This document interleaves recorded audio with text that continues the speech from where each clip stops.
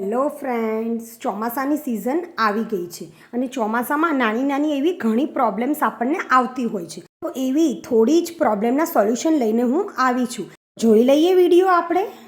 ચોમાસામાં આપણને માખીનો પ્રોબ્લેમ પણ ખૂબ જ રહેતો હોય છે. આપણે કિચન ગમે એટલું સાફ રાખીએ છતાં પણ અંદર માખી જે હોય છે એ અંદર એન્ટર થઈ જ જતી હોય છે. તો એના માટે મારી આ એક ટિપ્સ તમે કરી લેશો તો માખી ઘણી ઓછી આવશે. એના માટે આપણે આવી રીતે અડધું લીંબુ લઈ લેવાનું છે અને 2-3 જેટલા લવિંગ જે હોય એને આવી રીતે અંદર આવી રીતે ભરાવી દેવાના છે. અને પછી આ લીંબુ જે છે એને આપણે કોઈ પણ જગ્યાએ જ્યાંથી માખી એન્ટર થતી હોય, એટલે કે બારી, કિચનના દરવાજા આગળ કે ચોકડીના એરિયામાં આપણે આવી રીતે લીંબુ રાખી દઈશું તો આપણી માખી ઘણી જ ઓછી આવશે. અને આપણા પાસે જો આખું લીંબુ ન હોય તો એવું જરૂરી નથી, તો આપણે જે લીંબુ નીચવી લઈએ છીએ પછી જે ભાગ રહે છે એમાં પણ 1-2 આવી રીતે આપણે અંદર લવિંગ ભરાવી દઈશું. અને પછી પણ આને આપણે જે તે જગ્યાએ જ્યાંથી માખી એન્ટર થતી હોય અથવા તો કિચનમાં આને ખુલ્લું આવી જ રીતે લીંબુને રાખી દઈશું તો ઘણી ઓછી માખી આવશે. લવિંગ અને લીંબુની એકદમ જ સ્ટ્રોંગ સ્મેલ હોય છે, એનાથી આપણા જે માખી છે એ બિલકુલ જ નહીં આવે. ચોક્કસથી આ ટિપ્સ જરૂરથી ટ્રાય કરજો. નેક્સ્ટ ટિપ જોઈ લઈએ આપણે.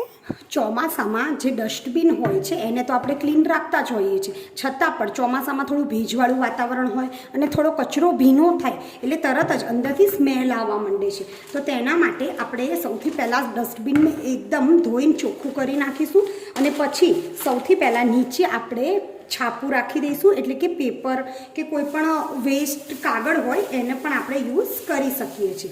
અને પછી જે આવી રીતની કચરા માટેની પોલિથીન આવતી હોય છે એને આપણે રાખી દઈશું. હવે આની અંદર આ એક ટ્રીક કરવાથી તમારી ડસ્ટબિન જે હોય છે એમાં બિલકુલ જ સ્મેલ નહીં આવે. એક તો આપણે એની અંદર જે ચપટી બેકિંગ સોડા એડ કરી નાખીશું. આટલો જ આપણે ચપટી બેકિંગ સોડા લઈ અને એને આવી રીતે ભભરાવી દઈશું તો આની અંદરથી સ્મેલ આપણને બિલકુલ જ નહીં આવે. અને જો બેકિંગ સોડા ના એડ કરવો હોય તો આવી રીતના લીંબુના છોતરા તો આપણા ઘરમાં હોય જ છે, તો આને પણ આપણે એવી રીતે છૂટા પહેલાં કચરો નાખતા પહેલાં નાખી દઈશું.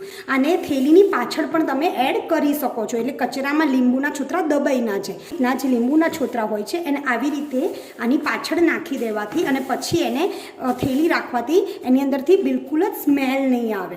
આ ટિપ્સ પણ તમે જરૂરથી ફોલો કરો.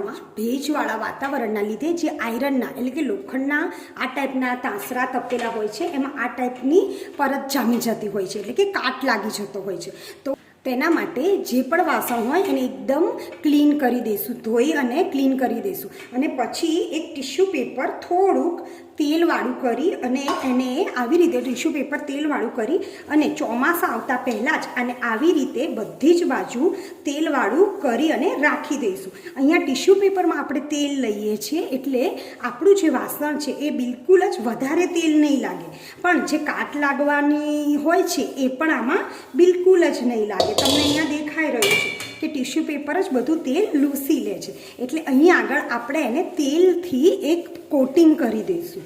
અહીં આગળ આપણે આવી રીતે તેલથી કોટિંગ કરીશું તો આપણા આખા ચોમાસામાં જે આવી રીતનો કાટ લાગી જતો હોય છે એ બિલકુલ જ નહીં લાગે અને આપણા વાસણ આપણને એવા ને એવા જ. જો આ ટિપ્સને તમે ફોલો કરશો તો તમારા આખા ચોમાસામાં ક્યારે પણ કોઈ પણ હેન્ડલ છે કે આવી રીતનું પાછળનું એરિયા છે ત્યાં ક્યારે પણ કાટ નહીં લાગે અને આપણને એવું ને એવું જ વાસણ આપણને જ્યારે યુઝ કરવું હોય ત્યારે મળશે, ત્યારે એને વારે વારે ધોવાની જરૂર નહીં પડે. અહીંયા હવે હું નેક્સ્ટ ટીપ જે છે એ કઠોળ અને દાળને લઈને આવી છું. અહીંયા મારા પાસે અલગ અલગ દાળ, કઠોળ છે. આપણે આને એરટાઈટ ડબ્બામાં તો ભરવાની ટ્રાય કરતા જ હોઈએ છીએ, છતાં પણ ચોમાસામાં ભેજવાળું વાતાવરણ હોય છે અને મહારાષ્ટ્ર બાજુ અને એ બાજુ તો બહુ જ વરસાદ પણ આવતો હોય છે.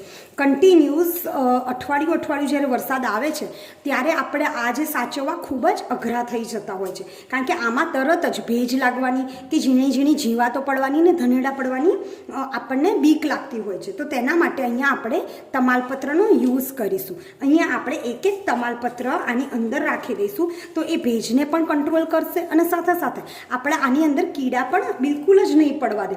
બધી જ દાળ અને કઠોળમાં, ઇવન ચોખામાં પણ તમે આવી રીતે તમાલપત્ર હોય છે એનો યુઝ કરી શકો છો. એને આપણે આવી રીતે રાખી અને પછી એકદમ જ એરટાઈટ ડબ્બામાં ભરી લઈશું તો આને 5 થી 6 મહિના સુધી બિલકુલ જ કંઈ નહીં થાય, એટલે કે ધનેડા પણ નહીં પડે, મટકા તડકા પણ નહીં પડે કે ભેજના લીધે એમાં ઝીણી ઝીણી જીવાતો પણ બિલકુલ જ નહીં પડે. આ ટિપ્સ પણ ચોક્કસથી તમે ફોલો કરજો અને 100% તમને રિઝલ્ટ મળશે.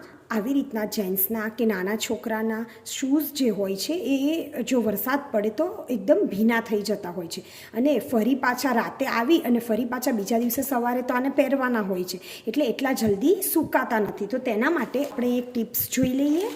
લીધરના શૂઝ હોય છે એ પણ આવી રીતે પલળે તો બગડી જતા હોય છે, તો તેના માટે આપણે એક ટિપ્સ જોઈ લઈએ.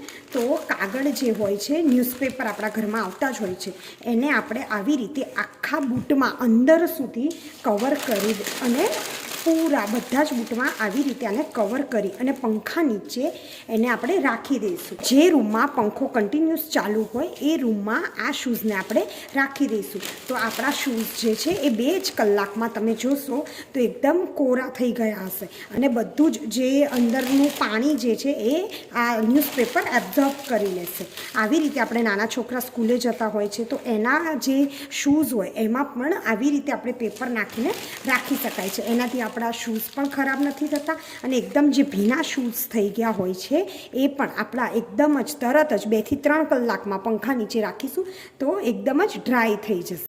જો મારો વિડીયો ગમ્યો હોય તો લાઈક કરી અને તમારા પાસે જો આવી કોઈ ટિપ્સ હોય તો કોમેન્ટ બોક્સમાં જરૂરથી મને જણાવજો અને આવા જ નવા વિડીયો જોવા માટે મને સબસ્ક્રાઈબ પણ કરજો અને તમારા જેવા ફ્રેન્ડ્સને આ વિડીયો શેર પણ કરજો. ત્યાં સુધી બાય બાય.